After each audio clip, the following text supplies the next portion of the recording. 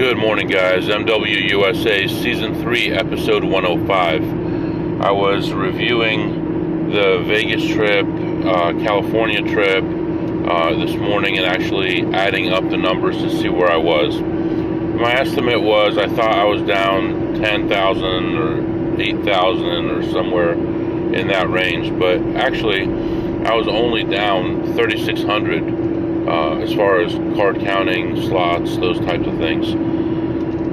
It just felt like a lot worse, and I saw that in the last few days I made a really big comeback, but it still felt really lousy because of those big hits that I took. However, it speaks to the fact that chipping away at it does work, and not losing your mind does work. I had a minus 12 and a minus 6K session, as you know, and so if you didn't count those two sessions, I was up about 14,000, but it sure felt like I was not. It felt terrible. When you have those big losses and then you make a 1,100 and an 800 and a $600 win, it still feels like nothing, but I just did the math. So minus about 3646, I believe, was the total. And then since I came back, I won a few thousand or whatever, 1,500 back. So I'm down about 2,000 since I left. So not the end of the world. However, with loaning money to somebody in the family and another person in the family, and then placing some sports bets for somebody, it deteriorated my bankroll that I had with me because there were such large amounts of money, and I think that got to me a little bit psychologically too. Putting my hand in my pocket and having the stack be so thin made me feel worse, I think. So I think that contributed to my feelings and some frustration that I had, including not playing in the slot tournament toward the end, which I think was a good move because I don't think I had much of a chance, but I was kind of chasing some things there for a minute that I shouldn't have, but what are you going to do? So live and learn. So I'm still shaking my head at how things happen like that and how little sleep I got, and that would have been okay as long as things were going well, but for me to be doing poorly and not sleeping and my feet hurting and all that. So update on that. I'm feeling a lot better today. Still sore, but feeling much better, and looking forward to today and having a big day today. Today we are going to play blackjack at 3 or 4 casinos. We're going to play slots at 1 or 2 casinos, slots only, that is, and we're going to see what we can do. As you know, my goal for the week is normally around $4,800, and I've already made about $1,500, so I need about $3,500 for the week. But I'd love to make $3,500 just today. Let's see what we can do about that. Maybe it's possible. We're gonna go get to work, and we'll see how variance is to us today. I'd love to make, like I said, $3,500. So I did fill up last night, so gas is good. And just heading out to my first casino. The sun is just up and looks like it's going to be a hot one. It's 73 degrees early, and it's cloudy today, so a little bit of sun out, but mostly cloudy today. So letting you go right now. Gonna relax a little bit and focus. I do have a 2-hour meeting today, even though it's a day off for me, and I'll see what I can do about getting around it, or not being in it, or being in it and being in the casino, or something like that. So letting you go for now. I'll be back. All right, guys, I'm back. So I went into the first casino and really just found a couple tiny plays. That's it. I also had more $1 bills I wanted to exchange. I had like 300 that I still had in the car from yesterday, so I exchanged those. I mean, it was pretty dead in there. There were a few machines that I couldn't get to because people were on them the whole time. But, I think I'm feeling a little antsy. I want to go out there and make big money, but there was no opportunity in there. So I ended up just playing for, I don't even know how long, 25 minutes, and ended ahead 105. So 105 is good. Let's move on to another place. Let's get some blackjack in and try to make some bigger money. Just try to keep it cool, try to relax, and the money will come naturally. There's no need to try to push it. So that's what I'm feeling right now. Temperature's already up to 79 degrees, and we'll see what happens here in a little bit. I'll be back to update you. All right, guys, I'm back. So I wanted to mention some things, and things are still trickling in. I'm just remembering things from Vegas, and I wanted to go over them with you. For one thing, there's a guy in Las Vegas that sends me plays, right? He says, hey, I'm at this place, and I have a play right now, and if you know someone who wants it, we can work something out for it. Okay, that's cool. But I've been talking to him, and just in the last couple of days, he's mentioned how it has been so hard for him to hold plays, because this guy will sit at a slot machine for hours and hours waiting for someone to come make a deal with him and pay him for it, or split it with him or something like that. So he said that it's been so hard for him in the last couple of weeks and days to be able to do that. So it's very interesting. He said that yesterday he was not banned, but made to leave 8 machines because they don't want him sitting there. So I think that's a big deal. It's a big change that's going on in Vegas now. Before, they used to enforce it here and there. Every once in a while they would come through and sweep everybody and kick everybody out. But now you're seeing at Resorts World, you're seeing at the Wynn, you're seeing it at Caesars, where they start getting on people and telling people to move on. And even at the high end, especially places, they are watching people, and if you're checking machines, they ask you if you have a player's card, and then they don't want you checking machines. So that's a big change, and I've seen it locally. I've seen it where people actually work against each other and turn each other in so that they can have the place to themselves. So there's all kinds of stuff like that going on. I thought it would be important for me to mention that to you. Just be really careful, and I've mentioned before about don't just walk up to a machine and beep, beep, beep, and then walk away. Sit down for a second, make it look like you're getting money out, or be reasonable, make it look reasonable when you're checking machines, so that you don't get kicked out or cause problems for yourself or other people. So just wanted to throw that out there. Right now I'm about 10 minutes away from the second casino, and I'll be back to update you after. All right, guys, I am back. So that was a long one, and not as long as it felt, but it was long. So I sit down at this table. They only have a $100 and a $200 table, and normally I play $50 here, but I'm okay. I feel like I'm in a good place. So I sit down at the $100 table and buy in for $500, and then another $5 and another $5 on the first shoe. So I'm in like $1,500 on the first shoe. Things are not going well on the first shoe, and I also found myself getting upset, which I normally don't do. So I'm like, what's going on here? Am I okay, or do I need to like back myself off and take a break? So I move on, I continue on, and next shoe is worse, next shoe is worse. So after the third shoe, I'm in for about 5,000. Things finally level off. I'm feeling okay, and then they start going back down again. And before you knew it, I was in for 71. What was I in for? 7,400.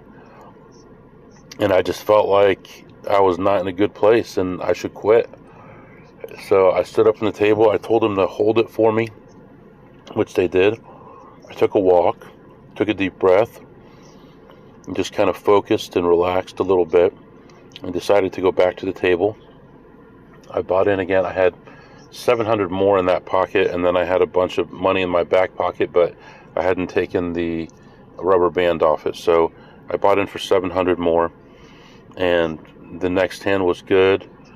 I split to 2 hands because the count was good, and I won like 5 or 6 hands in a row. Gave me some confidence, made me feel a little bit better. So I decided to continue on because that shoe ended like 7 or 8 hands later, and at that point I had bought in for a total of 8,100, and I had about a little over 2,000 in front of me, so I was feeling okay. And next shoe, so when I came back, the dealer was just handing it off to another dealer, and that dealer was like doing the opposite of what the first one was. I know math and all that, but it's just the way it turned out.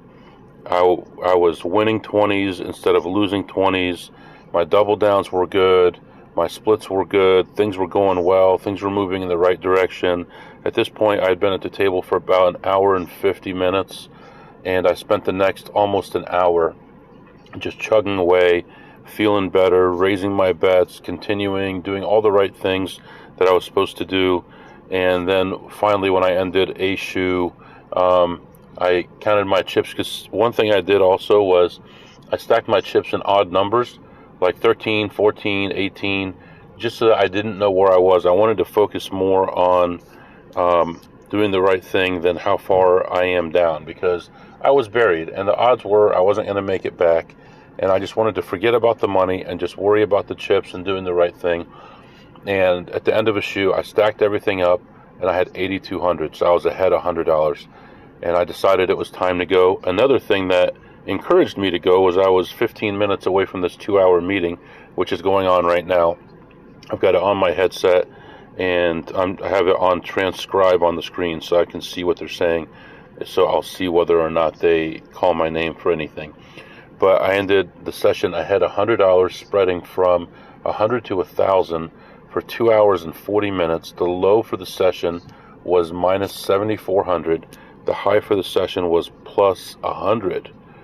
And then I also played slots. I was ahead like $12 or $14 on slots, and then afterward, on the way out, I played one, and I ended the session ahead $10 on slots. So I don't know. I don't know. But now I've got tons of their chips, so I don't know if anyone can help me cash them today, or if I'll have to take them home. But right now, I'm going to stay in the parking lot, look at this, watch this meeting a little bit, see what's going on, and decide what to do next. One of the biggest things I need to do is get my focus, and if I decide that I don't have my focus, I'm just going to drive home. So I really don't have a lot of extra time left today anyway, so I don't know what I'm going to do at this point. I think I need to be home early to take my son somewhere, but we'll see what happens. So for now, I'm going to let you go, and I'll be back to update you. Alright guys, I'm back. So I just want to catch you up on some stuff here. So I was in that meeting for about 2 hours. In fact, I got to the next casino and I was actually looking at slot machines while the meeting was still going on. I had participated in the meeting on my laptop in the car most of the drive, and then got to the casino and had to switch it over to my phone using my earphone things. So I was actually leaving the casino ahead like pennies, whatever, $11 or something. And I see a slot machine that's a high variance machine. It's in position, it's $2 a spin, and I play it through and end the session for slots down 178. So I get frustrated. I look at the time, I'm running low on time, but I head over to blackjack just to see what's going on, and I play a little bit of blackjack. It was actually kind of a funny situation. I'm buying in for 300 on a $10 table, and I'm asking for green. I start betting 50 and 100, 200, and up from there.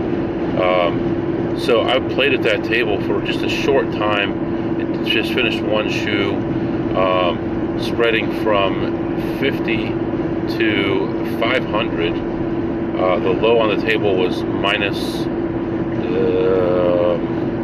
300. The high on the table was plus 1100, and I left that blackjack table plus 1100, and they didn't know what hit them. I mean, I came in there so fast and furious, and the dealer happened to be fast. And actually, I was going to leave a little bit earlier when it went slightly negative. I had a double down on a soft 17 against a 6, and I get a 3, a 3, and lose the hand. So that got me frustrated. I rebought, and meanwhile I'm out of time, right? And slightly negative count, and I stuck around about 10 more minutes and finished out the shoe and ended the session ahead 1100. So that was a nice way to finish that off. Now the issue is I was supposed to take one of my boys to practice, and unfortunately I didn't realize the location he was going, so I can't make it in time. No matter what I do, no possible way I can make it in time. So since that place is on my way home, my wife is going to take him and his brother, and his brother has a different practice going on. About half an hour after he does, she's going to drop him off at the park, and I should be there right around the time that she drops him off. And then I will be there with him. She's going to take the other guy to the other park for his game, his whatever practice. I do need to stop and get gas on the way home. That I'm going to be about 35 miles short as of right now, so I have an idea of where I'm going to stop to get gas. So I'm just going to wait till I get there. Looking at the gas prices, they're ridiculous. I mean, here in the Midwest, it's usually pretty low prices. Right now, we're only about 40 cents cheaper than Las Vegas, so it's not looking good. What else? I wanted to discuss the first session with you. I didn't really get a chance to because I had that meeting started, but I want to kind of explain what happened with that. And I don't even know if this thing is, okay. I thought this thing had shut down like it did last time. So when I got to that area, there was $100 and $200 limit tables, and I have not lost at this place in a very long time. I don't even know when it was. The other places in the area, I routinely win, routinely lose, not a big deal, back and forth. This is one of 2 casinos, and it was the same last year, one of 2 casinos that I have incredible luck at. Last year, I think I had 3 or 4 $9,000 losing sessions at this place, but I still ended up ahead like 70. So understand, this place, I have great variance at this place. So I get there, and this dealer that I have is one that I see all the time, and I'm in and out and always making money, and he's always like, oh, you're here for another 500 or 700, something like that. And today it just fell apart, and the first 3 shoes I was down so much money, and I was so frustrated. And I think between what happened in Vegas and me wanting to kind of get it back faster, I wasn't really changing my bet, but I wanted to have the opportunity to get it back faster. So I was going to spend a little bit more time at each place, and then having that meeting right in the middle of my day and the boys' practice right early. So like normally I wouldn't be home till about an hour and a half after this practice is starting, but that hour and a half is gone, and then 2 hours for that meeting. So it was a very frustrating situation because I would normally be there 45 minutes to an hour, and I was there, whatever, almost 3 hours, right? So just the things that were happening with the hands, where the dealer consistently got 13-8, 13-8, 13-8, 6-7-8, 7-6-8. You know, it's like the 8 did it to me every time. And they had that hand, the 6-7-8 hand, repeatedly, 7-7-7 repeatedly. I had one big blackjack that was a $500 blackjack, and the other hand was a 20. So I had 2. Okay, so I I said 1 to 1,000 earlier. I did spread 1 to 1,000, but I also spread 1 to 2 by 500 on this table, depending on who was around and what was going on. So I had a hand where I had a blackjack and a 20, and the dealer had an ace up on a high count. So I take the even money on the blackjack, and then I insure the 20, and he ended up having the blackjack, which, okay, so I made one bet, right? I made 500. But it's those frustrating hands that really get to you. And what's even worse is those bust hands that they get you with 5 or 6 hands in a row. That's just like exhausting and demoralizing. But I know a lot of you guys understand what I'm talking about, and we all look for the long term. But when you're sitting in that chair and you just get beat up and beat up and beat up, and all the dealer can say is, oh, you know, blackjack is a weird game. It happens. And we're like, in our head, we're screaming, no, it doesn't. We understand the odds. This is not supposed to happen when this is the count. But, you know, that's what was happening there. There was something else I wanted to discuss with you. I'm not sure. Let me continue on the road here. I'll be back. All right, I remembered what I was going to tell you about. Now, I'm just going to tell you up front, don't roll your eyes. If you're going to roll your eyes, just skip to the end of the episode. But here's what happened. So, last night, I sent a text message. You ready? To the guy working on my car. There's the eye roll. All right. So he said that he would call me this morning, and he didn't. And about 20 minutes ago, he called me. And so this is what he said. He said, we finally figured out what it is. He said, I can't believe I sent this thing to Honda 4 or 5 times. We had almost 500 hours in the car, and we're pretty sure this is what the problem is.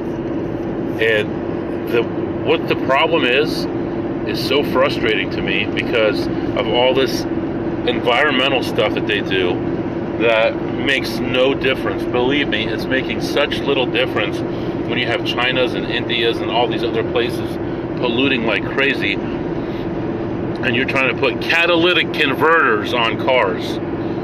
So there is an internal catalytic converter, and they looked in it, and it's completely clogged up, messed up, can't be used, whatever. And I'm like, okay, so when's it going to be done? He said, well, that's the problem. The problem is a new one costs $1,800, and you're not supposed to reuse old ones. But he thinks that he knows someone who owns a junkyard that would be willing to sell him an old one for $200. Think about what a scam this whole line is, how ridiculous this whole stupid thing is. So we wasted 500 man hours on this over a catalytic converter, which is the most unnecessary thing. I mean, it actually chokes your engine, reduces your miles per gallon. This is what could have done it. So he is working on getting that catalytic converter, and if he can't, I told him I'm not paying $1,800 for one. So you know, he's not supposed to be charging me for all this stuff anyway, and he's not going to pay $1,800 for one. If anything, then we're going to take out everything in it, and no one's ever going to know because I'm going to own the car forever, and I'm going to junk it myself. But we're not paying no $1,800 for some stupid internal catalytic converter. So he thinks he'll hear by the end of the day about it, and hopefully tomorrow he'll call me and let me know that he got it. He'll put it on. Everything seems to be operating properly, and this seems to be choking it out, and that's the loss of power, not all these other things that he did. The engine's been checked, all the parts have been checked. This was the last thing he hadn't checked, and he didn't think this was possible, but that it looks like this is what it is. So that's what's going on with the car, and I really don't want to even... I know I'm going to sell this car, and I'll get some money out of it, but I don't even want to pay him. I mean, I feel like I just want to take my car back and not even pay the guy, but he's been so nice about it, working so hard on it, and at this point, I know it's one of those things where he doesn't want to give up on it. He wants to finish it no matter what. So hopefully this is what it is. Right now, I'm moving on, and I'll be back to update you. All right, guys, I am in the park waiting for my son to be dropped off and chilling out a little bit. When I stopped for gas, for some reason the temperature in the car was a little bit high, so it was actually reading high temperature in the motor. So I don't know what happened there, but I opened it up to take a look, and there was nothing wrong, and I went back in the car. Everything was okay, so I'll keep an eye on that, but everything seems to be okay there. I have this, what's called Life 360, Life 360, and you can actually see where people in your family are. And I can see my wife is still about 5 minutes away from here. But I think that's it for now. I mean, today was a really weird day. Tomorrow I'm supposed to have meetings, and I'm trying to figure out how to make it work. I'm getting exhausted with this job, honestly. I don't really want to do it, but I understand why I have the job. Good night. Tomorrow I have what is this? 8 o'clock and 8:30 and 9:30, a 1:30 and a 3 o'clock. So that'll be fun. And then Friday just have like a 10 o'clock meeting. So, well, we'll figure it out. We'll make do, and everything will be fine. For now, I'm going to let you go. I'm going to relax, enjoy time with my son. If you have any questions or comments, the email is mwusa21@gmail.com, mwusa21@gmail.com. See you next time.